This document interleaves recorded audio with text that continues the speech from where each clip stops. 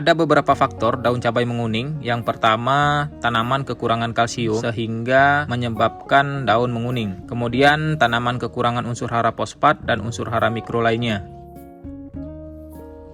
Assalamualaikum warahmatullahi wabarakatuh. Selamat sore sahabat tani. Berjumpa lagi di sore hari ini di channel Home Tani.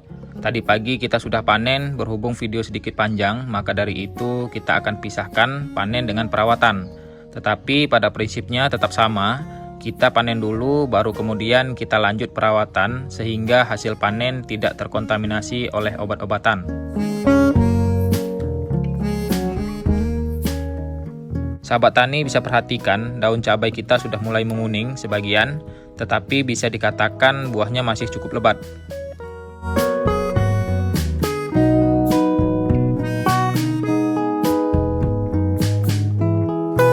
Ada beberapa faktor daun cabai menguning. Yang pertama, tanaman kekurangan kalsium sehingga menyebabkan daun menguning. Kemudian, tanaman kekurangan unsur hara fosfat dan unsur hara mikro lainnya. Berbeda dengan virus kuning atau biasa disebut dengan virus Gemini, kalau daun menguning kemudian mengecil dan daun melengkung, itu disebabkan virus ataupun akibat serangan seperti kutu kebul yang membawa virus. Tetapi pada cabai rawit ori 212 kita bukan karena hama maupun virus ya sahabat tani, melainkan karena kekurangan unsur hara mikro yang memang disebabkan juga hujan yang terus-menerus. Karena memang di tempat saya sekarang ini lagi musim hujan dan sebagian daerah juga ada terdampak banjir. Kemudian yang terakhir bisa juga karena faktor umur tanaman. Menurut saya sudah sangat wajar tanaman kita juga sudah berumur cukup tua, yaitu sekarang ini sudah berumur 26 minggu atau 6 bulan lebih 2 minggu ya. Kenapa saya katakan wajar? Karena memang kita hanya menanam cabai menggunakan skala polybag seperti ini, bukan menanam cabai di lahan. Jadi menurut saya dengan umur yang sekarang ini sudah sangat tua dengan skala polybag seperti ini. Dengan adanya beberapa faktor tadi, kita akan coba cukupi nutrisinya lewat penyemprotan, sehingga diharapkan nantinya daun-daun cabai bisa pulih dan hijau kembali, serta menumbuhkan tunas-tunas baru, kemudian memaksimalkan pembentukan bunga-bunga baru, serta diharapkan tanaman cabai kita sehat dan meningkatkan produktivitas hasil panen. Kemudian dalam hal ini kita akan coba cukupi nutrisinya. Yang pertama kita akan gunakan kalsium dengan merek Dagang Kalha, pupuk kalsium dan asam humat. Jadi kombinasi unsur hara dengan asam humat. Kandungan aktif di dalamnya terdapat kalsium, humid asid, dan hara mikro ya.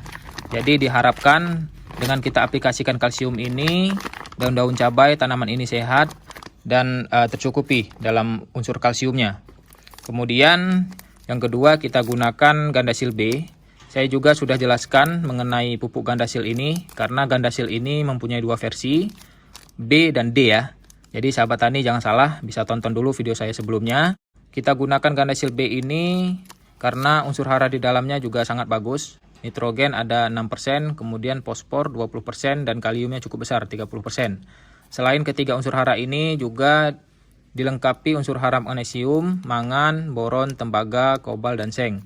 Jadi sangat bagus kita gunakan di saat seperti ini sehingga diharapkan kedua nutrisi ini bisa memulihkan kembali tanaman kita sehingga daun-daun cabai mulai hijau kembali dan menumbuhkan tunas-tunas baru. Selain itu kita akan campurkan dengan penyemprotan insektisida dan juga fungisida. Yang pertama kita akan gunakan insektisida yang berbahan aktif abamectin dengan merek dagang Abacell ya. Jadi bahan aktif abamectin ini sasaran utamanya seperti trip dan kutu-kutuan lainnya ya yang menyebabkan keriting daun. Untuk dosisnya kita gunakan setengah sampai 1 ml per liter air. Kemudian untuk fungisidanya kita gunakan fungisida skor.